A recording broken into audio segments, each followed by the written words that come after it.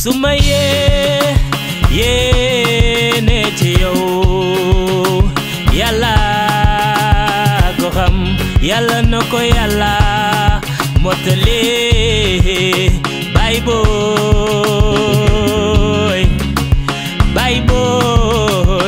jur nga ma fug ma wara jure ba yow jàngal nga ma alxuraan de bay boy yow jàngal nga ma nasaraan bay boy wo mama ye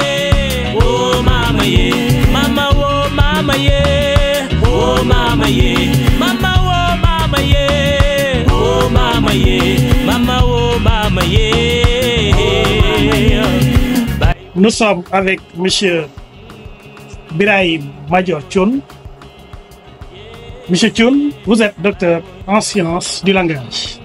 Vous êtes aussi ancien professeur de lycée, puis inspecteur, formateur à la faculté des sciences et technologiques de l'éducation et de la formation, communément appelée la FASTEF. Vous avez terminé votre carrière comme professeur de lettres à l'université Cheikh Anta Diop de Dakar. Professeur, ai-je fait votre parcours? Oui, c'est à peu près juste. Il y a les éléments saillants, il y a aussi les éléments qui concernent cet ouvrage. Mais j'ai commencé comme jeune instituteur dans le Fouta. J'ai passé quelques années avant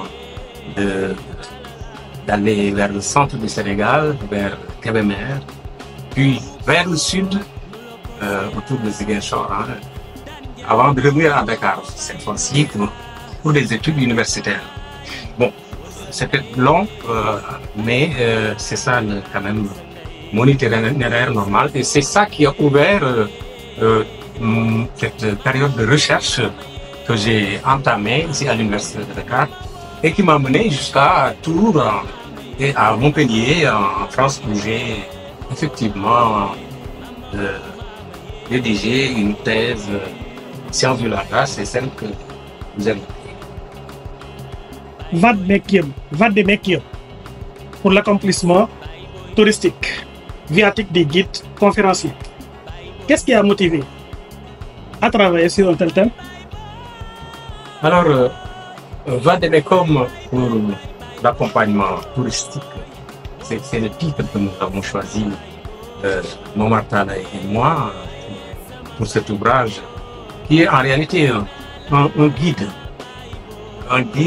à l'intention des guides touristiques, évidemment, mais aussi à l'intention de tout ce que le secteur touristique intéresse. Donc, en gros, c'est ça qui justifie un peu ce titre. Mais il y a le sous-titre qui est également important, parce qu'il s'agit d'utiliser des outils bien connus dans ma discipline, les sciences du langage, qui sont universels et qu'on peut effectivement utiliser en contexte d'accompagnement touristique. Ce guide donc s'adresse aux guides qui veulent accompagner dans un espace touristique donné des peuples divers et qui n'ont pas toujours la même culture.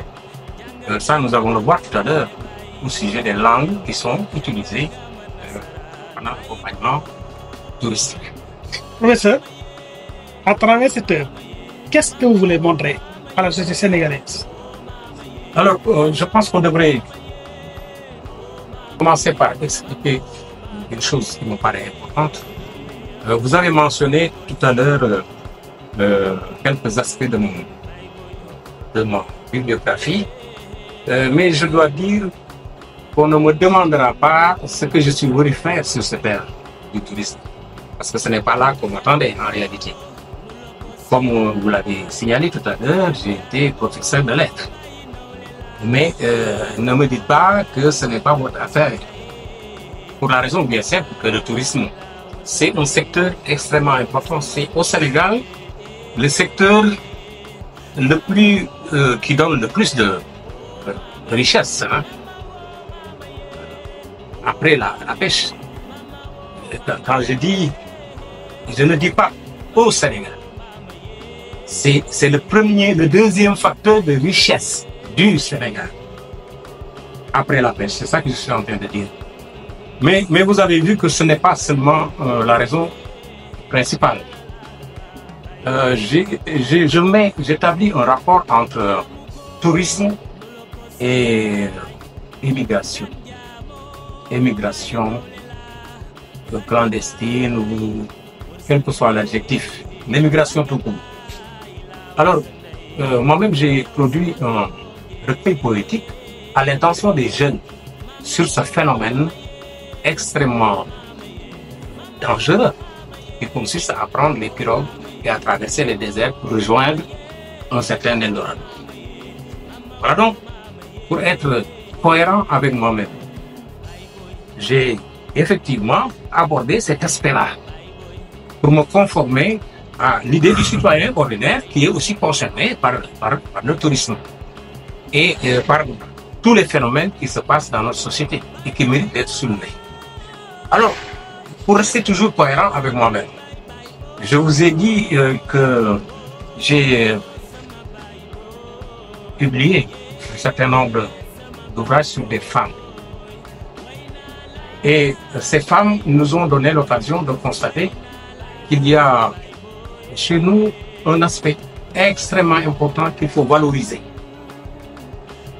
Il faut valoriser le secteur touristique parce que ça crée des emplois pour les jeunes. Ce n'est pas à négliger.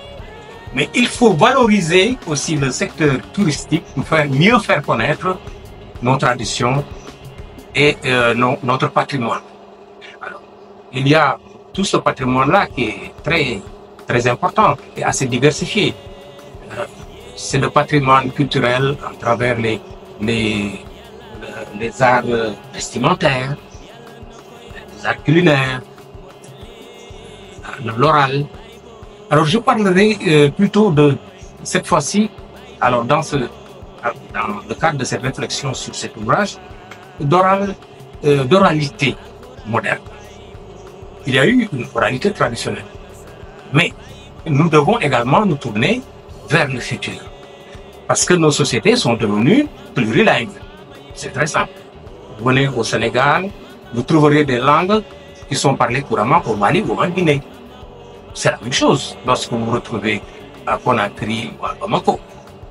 Donc, nos sociétés, nos communautés, devrais-je dire, sont plus ou moins plurilingues maintenant et il est extrêmement important de tenir compte de cette donne-là. Alors, c'est ce que je voulais dire pour justifier ma participation à ce travail sur l'activité touristique chez nous. Mais je dois dire que cela ne concerne pas seulement le Sénégal. Cela concerne aussi un autre espace, le Maroc. Je devrais même parler d'espace sénégalo-marocain ou maroco-sénégalais. Vous voyez? Parce que nos deux pays sont étroitement liés, assez interdépendants maintenant, surtout dans le domaine de la religion. Il y a la confrérie Tijania qui est très bien représentée ici chez nous et qui a sa source du côté du Maroc. Il y a également tous les liens qui se sont tissés par la suite entre le Maroc et le Sénégal. Donc voilà en gros les raisons qui m'ont poussé à participer à ce travail, à l'élaboration de ce modèle économique. Professeur, nous sommes dans un monde mouvant où le modernisme a tendance à prendre le dessus sur le traditionnel. N'assistons pas par là à un recul du traditionnel sur le moderne via l'art oratoire, l'art d'accueil, la façon d'accueillir nos touristes, nos voisins, nos vis-à-vis. Oui, je ne parlerai pas de recul. En tout cas, en ce qui concerne le patrimoine culturel à travers les arts culinaires et les arts vestimentaires et autres. De ce point de vue-là, on ne peut pas parler de recul. Peut-être que dans la façon maintenant d'accueillir, évidemment dans un monde dominé par l'Internet, il y a aussi une façon d'accueillir. surtout dans le monde du tourisme. Et l'accueil commencerait alors avant l'arrivée du touriste même. C'est important ça aussi, que l'on puisse prendre en charge déjà le touriste avant qu'il ne foule le sol de notre territoire. Alors, donc, il y a effectivement nécessité de changer, d'aller dans la mouvance de la modernité. Mais sur le plan éthique, sur le plan des comportements dans notre société, je ne pense pas que les choses aient considérablement changé. Nous avons toujours notre teranga, même si quelque part cette teranga-là est un peu dévaluée, il y a quand même de la belle teranga sénégalaise. Jangal ngama alquran de baybo yow jangal ngama nasaran baybo wo mama ye mama wo mama ye mama ye mama wo mama ye mama ye mama wo mama ye baybo. Professeur, parlons du langage humain. Quelles sont ses limites? Les limites du langage humain? C'est une question un peu difficile, bien sûr. En nous basant sur l'art oratoire, sur l'accueil. Et sur l'expression en situation, par exemple, quand deux individus se rencontrent et qu'ils se parlent.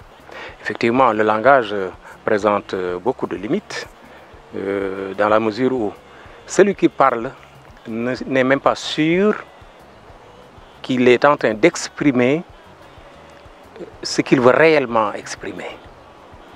Il n'est même pas sûr que celui qui reçoit son message le reçoit dans les meilleures conditions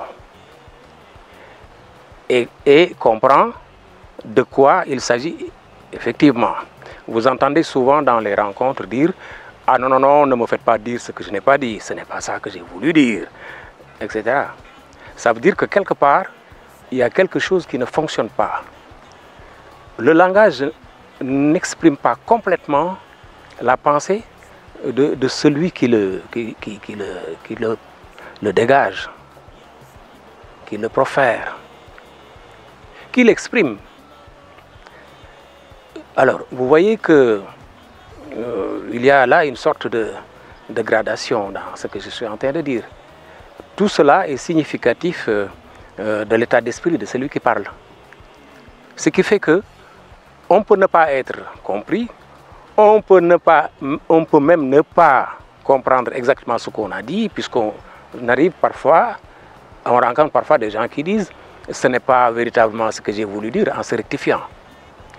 Donc le langage humain, le langage verbal, je veux dire, est un élément de malentendu. Alors, peut-être que la source de malentendu la plus répandue, c'est le langage verbal. Même pas le langage gestuel. Donc, ça interpelle autrui. Ça interpelle autrui. Et ça peut créer chez autrui quelque chose de tout à fait inattendu. De tout à fait inattendu. Parce qu'il y a des sous-entendus, il y a des présupposés au langage, et chaque individu a son background et il réagit en conséquence. Donc, généralement, le langage mène à la compréhension, c'est sa vocation première. Mais souvent, le langage est source de malentendus. Par rapport aussi à la rencontre de deux ou plusieurs sujets, ça peut être source de conflit ou d'apaisement? Les deux. Et je l'ai dit tout à l'heure, puisque le langage est source de malentendus, d'incompréhension, la rencontre de deux personnes ou de deux sujets, si on peut le dire comme ça, de deux sujets, si on prend en compte la subjectivité de l'un et de l'autre, cette rencontre-là peut être de nature conflictuelle ou apaisée. Ça dépend, mais tout dépend des mots que l'on utilise. Donc, savoir parler à autrui, comment dire ce qu'on pense à autrui, sous forme de compliments, sous forme de paroles agréables, mais aussi sous forme de paroles qui blessent. Et tout cela, ça nous ramène justement à cette idée d'impossibilité pour le langage de dire le ressenti humain, de dire ce que l'individu pense au plus profond de lui-même. La base du conflit? La base du conflit, justement, ce sont les actes de langage eux-mêmes. Il faut donc faire attention aux actes de langage qui génèrent le conflit. Ce sont des actes verbaux, hein, qui peuvent avoir des conséquences tout à fait inattendues, comme je l'ai dit tout à l'heure. Quand vous critiquez amicalement quelqu'un, il peut se sentir vexé. Alors que dans votre intention première, il ne s'agissait pas de vexer qui que ce soit. Vous voyez, donc, ce sont les éléments de langage qui créent ce conflit. Parce que, je l'ai dit tout à l'heure, mon dire, parfois, dépasse ma pensée. Et à ce moment-là, je ne sais même pas ce que j'ai dit. L'autre, évidemment, ne peut pas comprendre ce que j'ai dit véritablement. Donc, à travers votre œuvre, quel enseignement peut en tirer la jeunesse? Alors, je pense que un outil comme cela permet d'enseigner énormément de choses. D'abord, les rituels. Il y a un rituel de salutation. Évidemment, aujourd'hui, le rituel de salutation a changé de forme, hein, surtout chez les jeunes. Hein. Et ce n'est pas la même chose chez les anciens. On ne se salue plus de la même manière. Il y a les rituels de séparation, il y a tout un ensemble de rituels qui ponctuent l'existence humaine. Quand vous entrez dans un milieu, vous êtes obligé de saluer. Au moment de partir, vous dites au revoir. Quand vous êtes satisfait d'un service, vous dites merci. Vous voyez, tout cela est extrêmement important à prendre en compte. Alors, pour la jeunesse, je pense qu'il faut retourner aux fondamentaux. Il faut leur enseigner. Ça devrait figurer dans les programmes d'enseignement. Qu'est-ce qui relève de l'attaque contre la personne de quelqu'un? Qu'est-ce qui peut être toléré? Qu'est-ce que notre contexte social permet d'accepter? Tout cela doit être enseigné. Je n'entre pas dans les détails parce que ce sont des considérations techniques difficilement praticables. On les met difficilement en pratique. Mais ce qu'on peut enseigner, ce sont les comportements ordinaires. Comportements ordinaires à l'occasion de certaines circonstances. J'ai parlé tout à l'heure d'un certain nombre de rituels. Et tout cela doit être rigoureusement enseigné.